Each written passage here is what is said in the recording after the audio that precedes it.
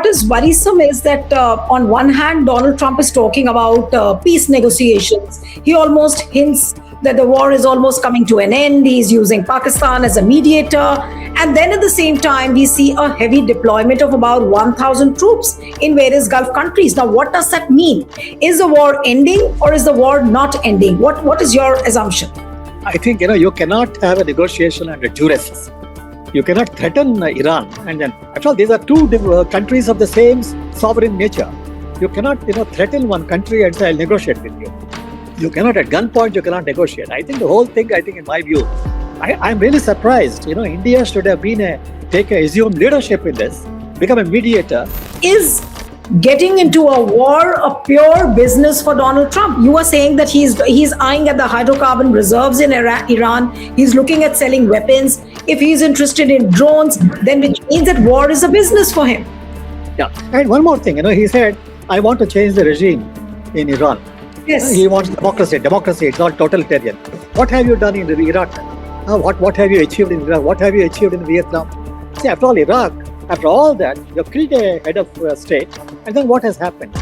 See, somehow the world should now stand up. We need statesmen who can stand up and say, look, one country cannot dictate terms to another. An all-party meeting, does it make sense at this point of time?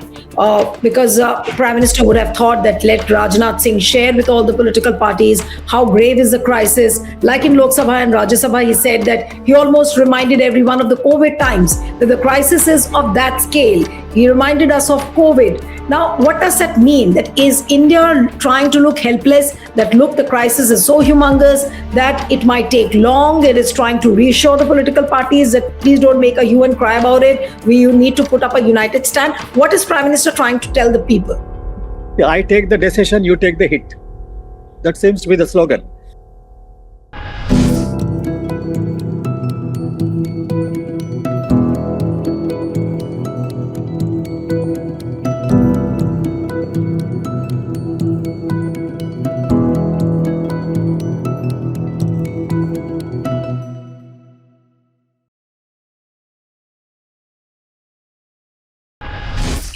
Hello and a warm welcome to HW News Network, your one-stop show, truth be told, for some engaging and thought-provoking conversations. Our focus continues on the Iran war, whatever developments are happening, whether it is internationally on the global front or on the domestic front. As we speak, an all-party meeting in the Parliament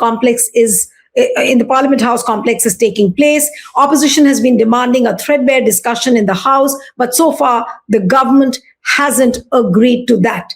But if you talk about the latest updates which are coming in on BBC, CNN, Al Jazeera, what we are hearing is about reports about huge troop deployment. Around 1,000 US soldiers with the Army's 82nd Airborne Division are expected to deploy in the coming days to the Middle East. This is what the sources have told CNN. Even as President Donald Trump expresses optimism that a deal to end the war with Iran is in sight. Now, talking about the strikes and the attacks which have taken place, a residential area in Tehran was hit by an airstrike. At least 9 people were wounded after an Iranian missile launch struck a city in central Israel. Emergency officials, that is what they have said. Drones hit a fuel tank at Kuwait International Airport.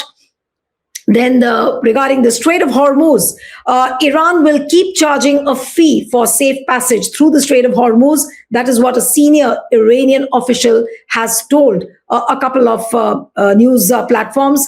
Japan has said that it will begin releasing 30 days worth of oil from its state-owned reserves tomorrow, while the Philippines, which is another US ally, has declared a state of national emergency. Is India also going to treat this situation as a national emergency? How will India tackle this situation? How about its relationship with Iran in these war times? Joining me this evening is a very special guest, a veteran bureaucrat, someone who's been a former secretary to the government of India. Mr. E.S. Sarma joins us this evening. Mr. Sarma, thank you so much for joining. And we've been discussing a lot of issues which are related to the Iran war on various fronts, to various people. But as a bureaucrat, what is your feeling? The way India is tackling this whole issue, opposition has been demanding a threadbare discussion inside the two houses of parliament. But as of now, what we know is that Rajnath Singh is chairing the all-party meeting as we speak, and so that's about it. The opposition leaders will be briefed, and so is that enough? I think what the government is doing now is only post-mortem. See, normally in a major foreign policy issue like this, when the Prime Minister went to Israel, actually he rushed to Israel just before the war, then the government chose not to condole the death of the head of Iran. Then the government chose not to condole the death of about 160 school children. And, there was an Iranian naval vessel which actually paraded very close to my house here in Vizag. And they were going back and they were torpedoed.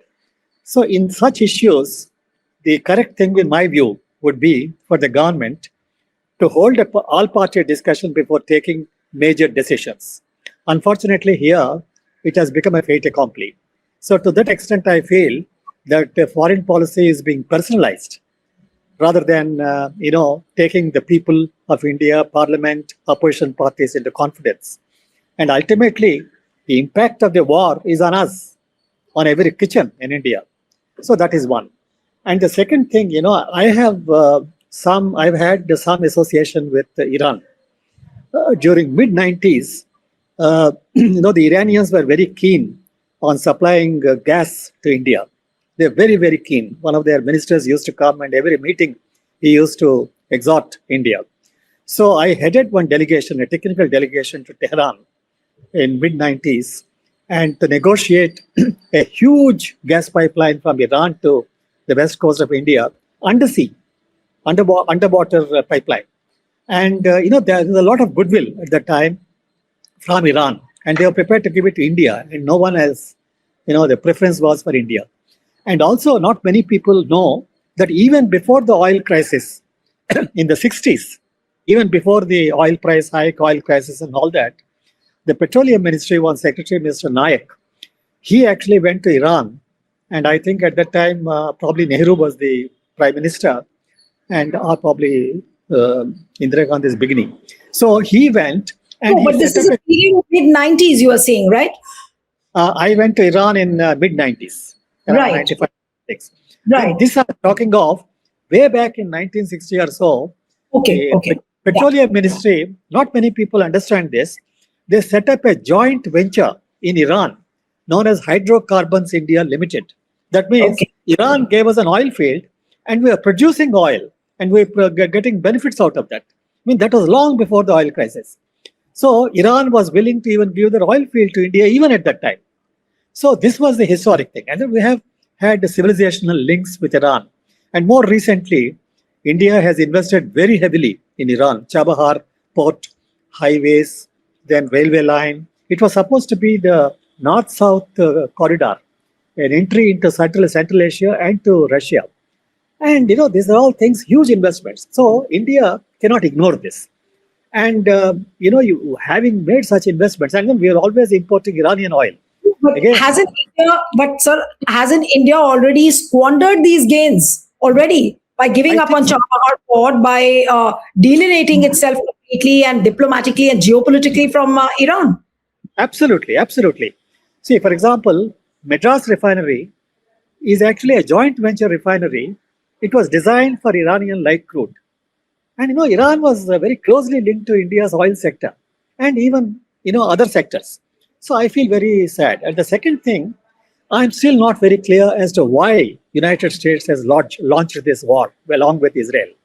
See, for example, one of the arguments put forward by Mr. Trump is, they have nuclear weapons. The International Atomic Energy Agency confirmed that Iran has not come up to that stage. They are not in a position to make nuclear weapons. And if at all, in this world, United States has got more than 5,177 warheads. And that's the only country which dropped a few atomic bombs on Hiroshima and Nagasaki. So you cannot blame others. And the second thing, they said, they have missiles, intercontinental ballistic missiles. The only evidence is Gracious Island, towards the Arabian Sea, Recently, Iran fired one missile which went up to 4,000 kilometers.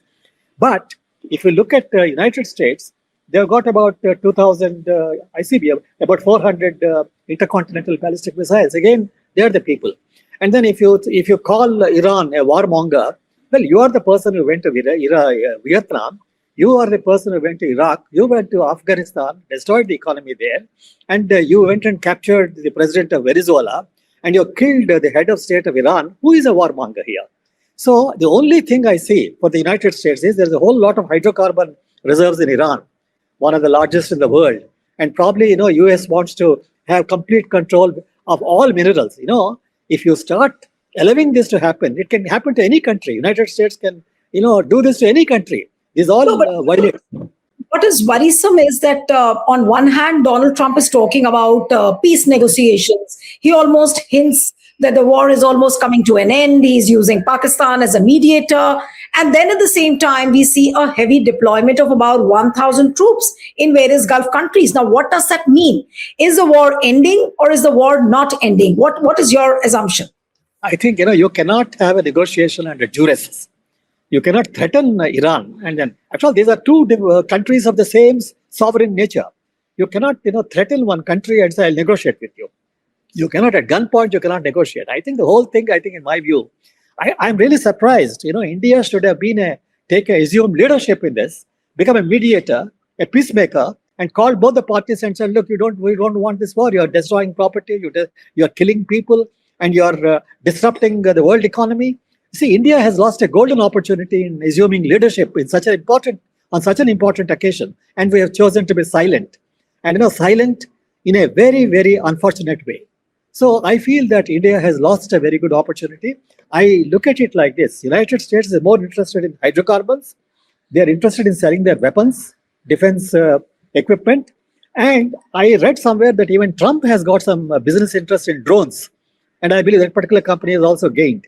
So, when a country like the United States is doing it out of self-interest, we should also protect our own self-interest. So, what you are explaining, so which means that is getting into a war a pure business for Donald Trump? You are saying that he's eyeing at the hydrocarbon reserves in Iran. He's looking at selling weapons. If he's interested in drones, then which means that war is a business for him.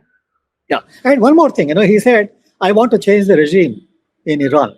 Yes. He wants democracy. Democracy, it's not totalitarian. What have you done in Iraq? What have you achieved in Iraq? What have you achieved in Vietnam? See, after all, Iraq, after all that, you killed a head of state. And then what has happened? See, somehow the world should now stand up. We need statesmen who can stand up and say, look, one country cannot dictate terms to another. See, you deal with Iran, it's a separate thing. After all, sovereign countries are on their own. You cannot just interfere in their affairs and then do this. So I feel that's a very unfortunate thing. And India, in my view, I think, diplomatically, we could have played a very, very constructive and leading role in world affairs at this particular moment. And in fact, in the past, the non-aligned movement and all that, that was a remarkable initiative from India. And today, by being silent, we have lost that opportunity. And look at the way Pakistan is now mediating between the United States and Iran. And I don't know how far it is desirable from India's point of view. So I think this is something very, very sad. Sri Lanka, in fact, came out very well when the naval vessel was shot down. And in fact, Iran made a statement saying we'll treat Sri Lanka as a great friend and all that. So this is something I feel very sad about the whole thing, the way it is done. And what is this all-party meeting today after all the damage is done? And then whom are you really trying to convince? See, this country, the government should believe that India is a democracy. And before you take a plunge, you must discuss with the parliament, the opposition parties, the public, take the public into confidence. You cannot just take unilateral decisions and say, oh, damage is done, now I want to discuss with you. Since the time, Mr. Sarma, yesterday, Donald Trump had dialed Prime Minister Modi. They had a phone conversation to which Prime Minister Modi said that, yes, we've spoken on Hormuz, but speculations are rife within the political corridors that Trump could have threatened. I'm saying could have. We are not sure. There's nothing on record, but people are speculating that Donald Trump could have threatened Prime Minister Modi that please allow your naval base in India to be used for attacks and also for clearing the mines laid out in the Strait of Hormuz. Now, if that is the case, if there is a speculation and if there is an element of truth to what we are speculating, should Modi or should Prime Minister Modi allow India to be used in clearing the Strait of Hormuz in the mines sweeping operation? I think, in this matter, it's not the United States asking India. India should take a decision in its own interest. See, for example, we have invited Starlink, Elon Musk. Starlink has taken the satellite spectrum in India and they will exercise surveillance over India. And we are actually, can you imagine, we have amended the Atomic Energy Act and the Nuclear Civil Liability Act to suit the interests of business, the nuclear reactor suppliers of the United States, the Shanti Act. So in a way, for example, it is the United States which imposed the sanctions on Russian oil. For us, we have got huge investments in Russia, in oil fields. Not many people, I don't know. See, we cannot take any chances with that.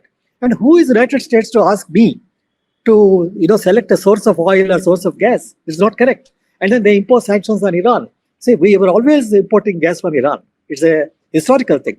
So, when I was surprised when I saw the fact sheet of the United States after the trade deal, they said we have imposed sanctions on Russian oil. India should not import it, and we'll monitor that. And what is this United States monitoring India's oil imports? I mean, I went on record. I wrote a letter to the cabinet secretary saying, are we bartering our sovereignty? It's not our. And we have to take our decisions that is in our interest. So I think to that extent, I think India's foreign policy, in my view, it doesn't really converge with India's self-interest. Right. No, but an all-party meeting, does it make sense at this point of time?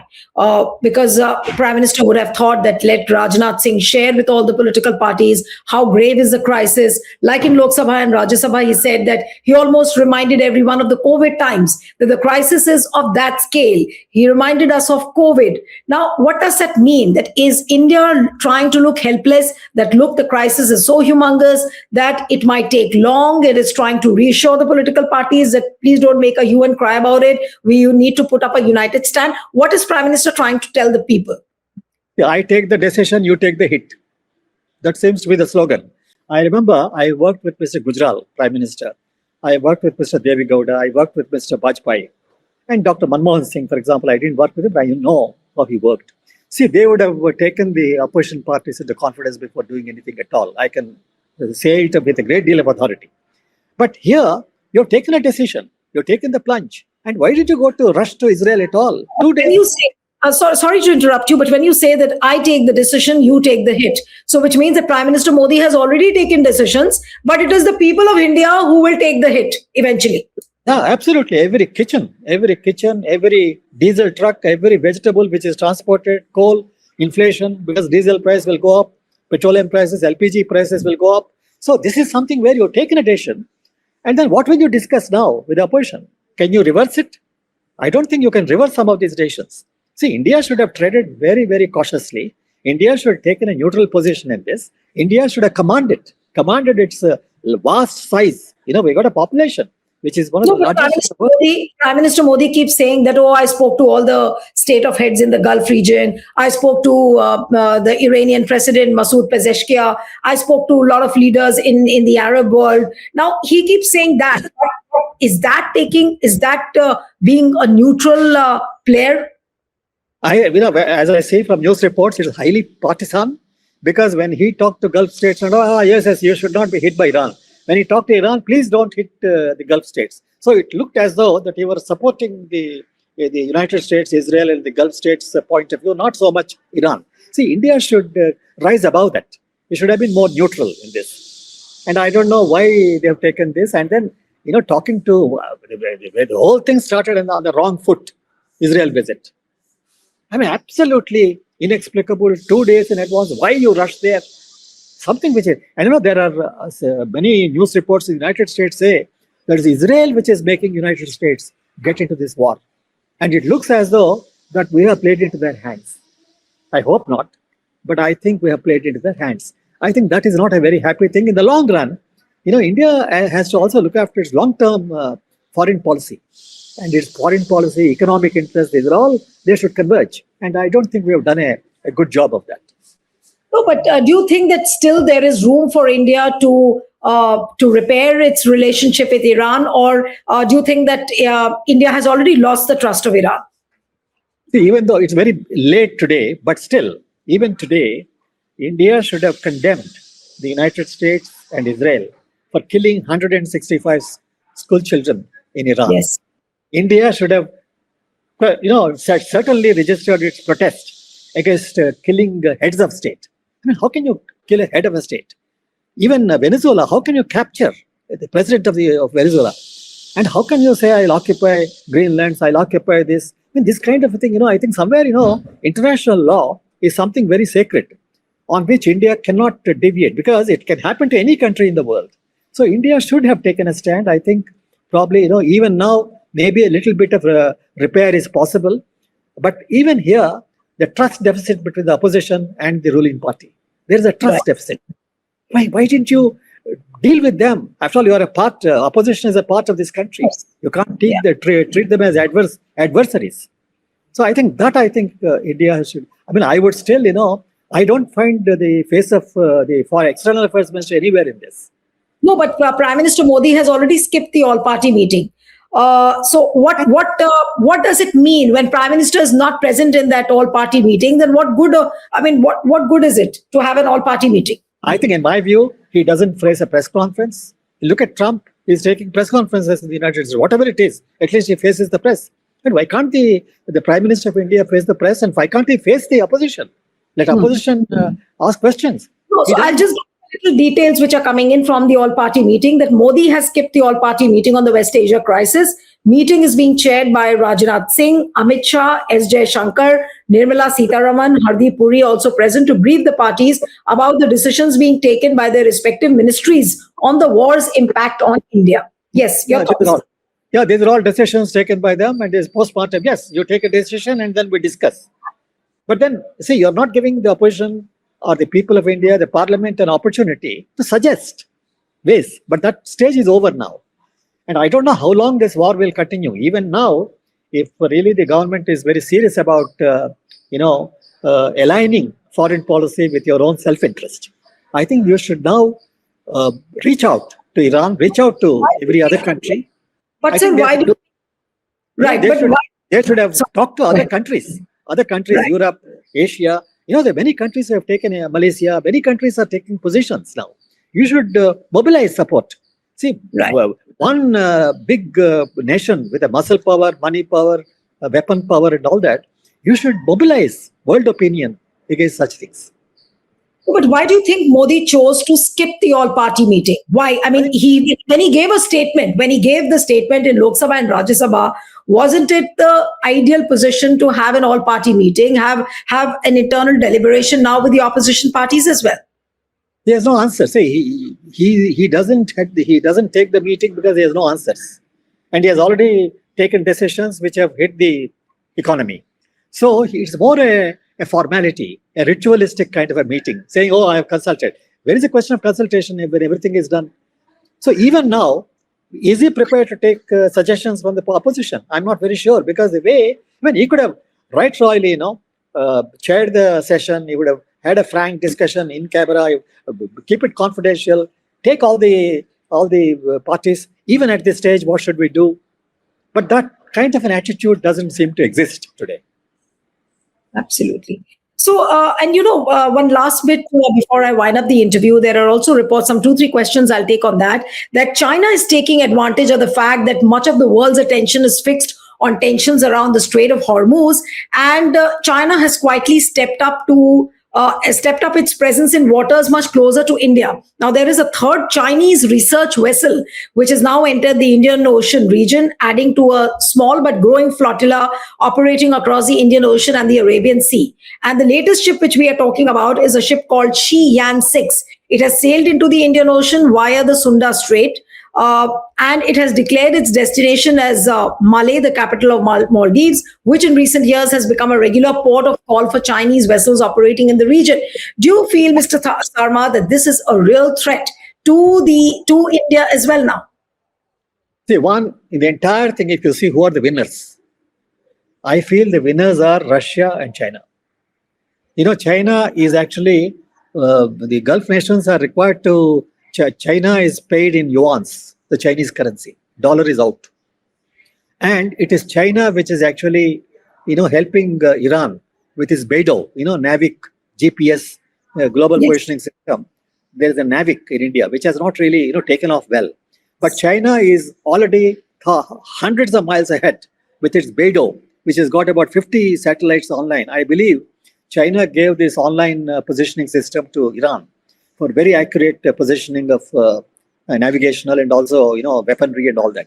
So in a way, indirectly, I think neither Trump nor Israel, but I think it's China and Russia which have gained in the process. And India, it's a very, when a research vessel came earlier also towards Sri Lanka and the Indian Ocean, and we objected. And if it comes, India should be very, very vigilant on this. And I'm still surprised that Iranian naval vessel, which was torpedoed in Indian Ocean, just before that there was a statement from the highest in India that we are custodians of the Indian Ocean and all that. How did they miss that? That means are we not exercising surveillance there? I mean, these are questions, major questions. When you make a statement like but this does go to show that we have almost bartered our maritime sovereignty also. We've been doing big talks on maritime security and sovereignty. Now, what happens to that? Maritime security, satellite spectrum I mentioned, Elon Musk, even before Trump came, we spread a red carpet for him and then gave the satellite spectrum to Elon Musk. It is well known, Starlink did interfere in Ukraine war. They did interfere in Iran. And it can happen to any other country, including India. And I don't know, why did we do that? So these are important issues, I think. I think the public should discuss. After all, ours is a democracy. One single man cannot decide for India. It's more than, billions of people here who are there. And we should be consulted. Parliament should be taken into I'm surprised that Parliament should be taken into conference. And even, I'm surprised even BJP also, within the party, I don't know how many people are really consulted on this. Their own cabinet ministers, are they in the picture? I mean, is the Minister for External Affairs in the picture? I don't think he's ever consulted. I doubt it, actually. Are they? They're all Namke Vaste probably in the cabinet. I think, these are issues, I think, very worrisome to me. Yes. It never happened before. So one final bit that the very fact that Prime Minister Modi is missing from the all-party meeting, which everyone was looking forward to as to what is really going to happen, and with Prime Minister missing in action from such a crucial meeting, how does it behove of Prime Minister about his seriousness to tackle such a big conflict which is staring at the world? I think, he's ill-advised. In my view, he's ill-advised. If I were to advise him, I will say, look, face the parliament, face the opposition parties even now, and seek their views. It's not a monologue. You seek their suggestions. How we can come out of the situation today. See, this particular situation, the LPG shortage and LNG shortage, oil shortage and all that, even if the war is over today, it will continue for some time. It is going to, hit the economy for quite some time. So this is not a small thing. And you compare it to COVID and all, I think it is ridiculous in my view. COVID preparedness, I know how well prepared we were at that time, because I had to stand in long queues, take shots, vaccine shots and all that. So why do you compare with something which is incomparable? I mean, this is something totally different. You unnecessarily divert attention by referring to, after all, COVID, I handled lockout, all the lockdown people, all the people who are going to Bihar and all, we handled it with Visakhapatnam. He doesn't know, Mr. Modi should know that, the effect of that. So why does he get into all that? I think he should try to meet the opposition, seek their views. And I think this is something much bigger than all that. All right, sir. We'll have to end it here. Thank you so much, Mr. Sarma, for joining on HW News. Thank you. Thank you very much.